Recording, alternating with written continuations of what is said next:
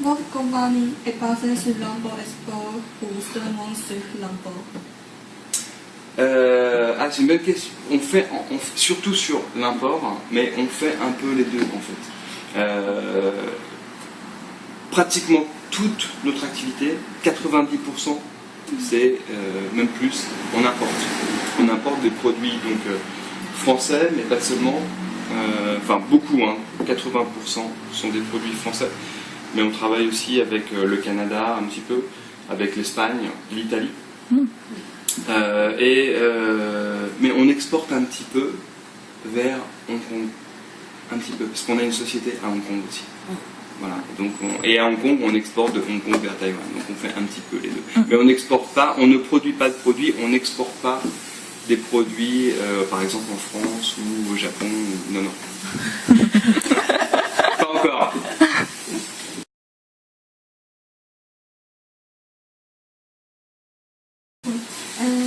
Qui est la source de vos clients? Alors, on a ce qui s'appelle, alors c'est un peu technique, mais vous apprenez le français. On a donc un marché qui s'appelle, c'est l'univers du vin, on va dire, mais pas seulement, les accessoires. Notre marché, ce sont les accessoires pour le vin, essentiellement. Et dans ce marché, on a ce qui s'appelle des segments. On a découpé ce marché en plein de segments. Et on essaie de travailler avec tous ces segments. Alors ces segments, ça répond à votre question. Éléonore ? Oui. Voilà, Éléonore. Ces segments, alors on a bien sûr, le premier c'est ce qu'on appelle nous le retail. C'est-à-dire que d'abord, on a nos propres magasins. Ça c'est notre premier segment. Donc nos premiers clients, c'est vous. C'est les clients finaux qui veulent acheter un cadeau pour leurs parents, pour eux, des gens qui veulent découvrir, qui aiment le vin, qui veulent se faire plaisir. Et donc on a des magasins qui sont à nous. Donc ici c'est un magasin, mais sinon on a 3 magasins. Enfin on n'en a plus que 2 maintenant. On en a un à Chigny, S-Light, Sumping, donc au 2e étage. On en a un à Taichung et on en avait un à Hong Kong. Voilà. Donc ça c'est notre premier segment, c'est ce que nous on appelle le retail, ce sont nos magasins qui s'appellent Access Wine. C'est notre marque. Ensuite, on travaille avec des wine stores, des importateurs de vin. Ça c'est notre deuxième client. Et donc eux, ils achètent, donc on est grossiste, ce qui s'appelle grossiste. C'est-à-dire que on leur vend et eux vendent aussi. Donc on a les magasins de vin, comme je ne sais pas si vous connaissez Drinks ou à Hong Kong, Watson's Wine, je ne sais pas si vous connaissez. On travaille avec les hôtels. Hôtel. Ok, hôtel. Donc par exemple, Mandarin Oriental Hotel, à Hong Kong Four Seasons Hotel. On travaille avec des hôtels un peu de luxe. On leur vend par exemple ces produits-là, qui sont les soies champagne, les champagne bucket. On travaille avec les restaurants, pareil, haut de gamme. On travaille par exemple ici à Taipei, on travaille avec, dans Taipei 101, il y a un restaurant français, un chef très connu qui s'appelle Yannick Aleno. Il a ouvert un restaurant qui s'appelle Stay. Et c'est un restaurant de luxe un petit peu. On travaille aussi avec un restaurant français très connu également qui s'appelle l'Atelier de Joël Robuchon, qui est à Bella Vita. Bella Vita, voilà. Donc c'est un chef français très connu. Et eux, pareil, on travaille avec eux, on leur vend des liqueurs. Je ne sais pas si on a là. Par exemple, les liqueurs qui sont derrière, on leur vend un petit peu.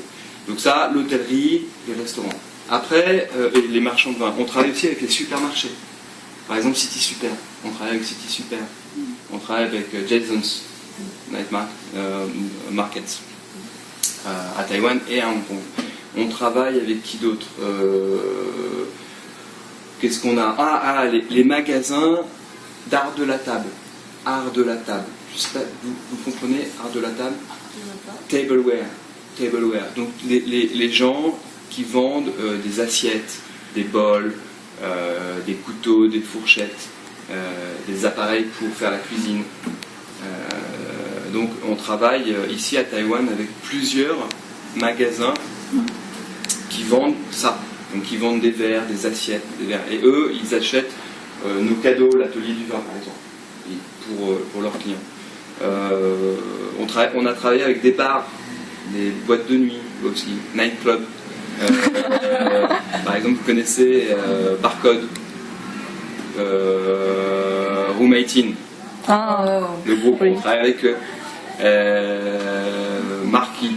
Et voilà, on travaille avec, on essaie de travailler avec beaucoup de personnes. C'est bien beaucoup de clients à Taïwan. Beaucoup de clients, et on travaille beaucoup. On pense bien. The différents markets. Voilà, c'est ce qu'on appelle des segments. Voilà.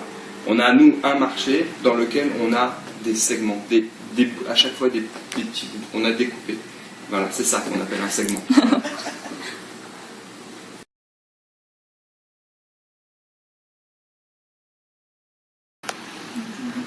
À votre avis, quelle nourriture peuvent s'abattre au vin rouge? Alors, c'est pareil, ça dépend vraiment. Là, c'est.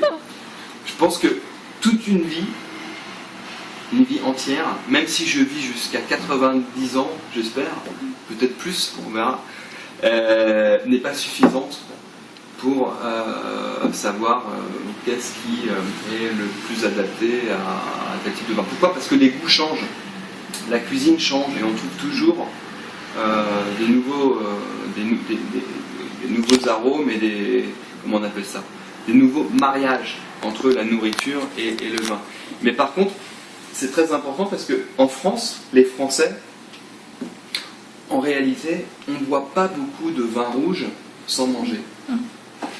Quand c'est un peu vraiment, c'est vraiment, ça va ensemble, quoi. C'est comme, je sais pas, j'ai pas d'équivalent. C'est comme à Taïwan, on mange pas de bons repas sans soupe. À chaque fois que vous mangez un repas à Taïwan, il faut une soupe. De vous donner.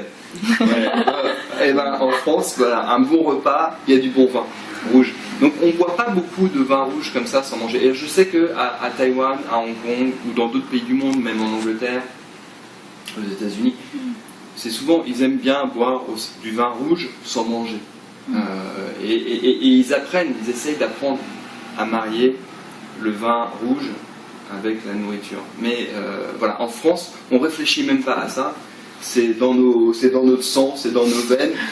C'est un vin rouge, on mange bien, ou on mange bien, donc un vin rouge. Donc, par exemple, je peux donner des exemples. Parce que là, c'est pareil. Il y a tellement de possibilités. Alors, beaucoup de gens vont dire un bon vin rouge avec du fromage. C'est connu, hein, ça. Eh ben, alors, moi, j'aime beaucoup, et c'est vrai. Mais, en fait, en réalité, beaucoup de fromage s'associe mieux avec du vin blanc, en réalité. Parce que tout dépend de ce qu'on recherche. Mais quand même, un bon vin rouge avec du fromage, c'est quand même sympa, c'est sympathique. C'est sympathique.